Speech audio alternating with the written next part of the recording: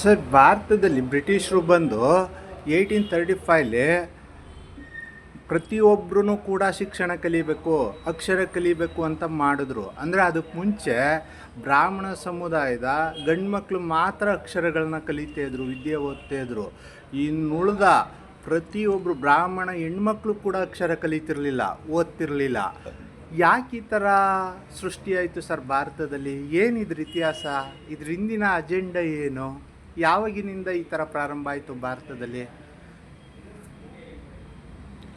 ಮನುಸ್ಮೃತಿಯಲ್ಲಿ ಮನು ಹೇಳ್ತಾನೆ, ನ ಶೂದ್ರಾಯ ಮತಿಂ ದದ್ಯ, ಶೂದ್ರನಿಗೆ ವಿದ್ಯಾ ಬುದ್ಧಿ ಕೊಡಬೇಡ ಅಂತ ಹೇಳ್ತಾನೆ.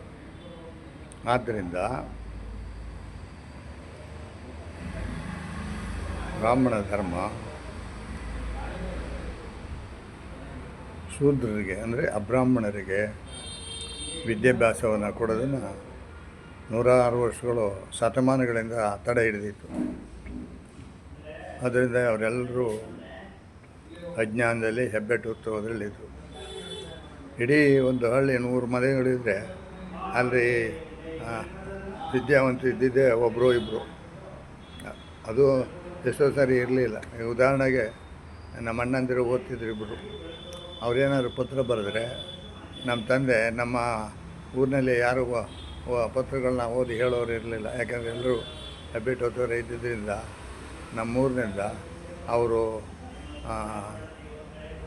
ರಾವಂದೂರು, ನಮ್ಮೂರು ಈಗ ಸುಮಾರು 4 ಮೈಲಿ, ಆ ರಾವಂದೂರಿಗೆ ಹೋಗಿ ಅವರು ಆ ಪತ್ರಗಳನ್ನ ಓದಿಸ್ಕೊಂಡು ಬರ್ತಿದ್ರು.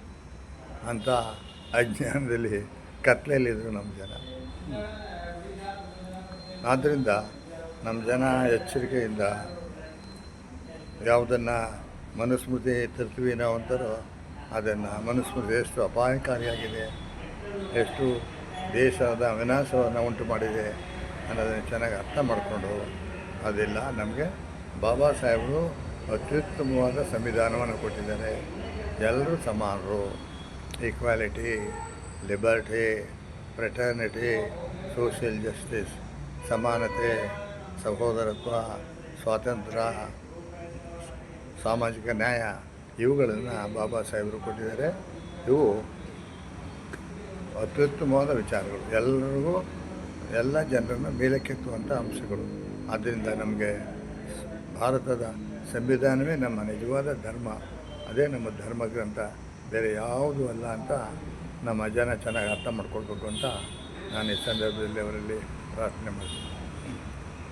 ಧನ್ಯವಾದಗಳು ಸರ್ ನಿಮ್ಮ ಅಭಿಪ್ರಾಯಕ್ಕೆ.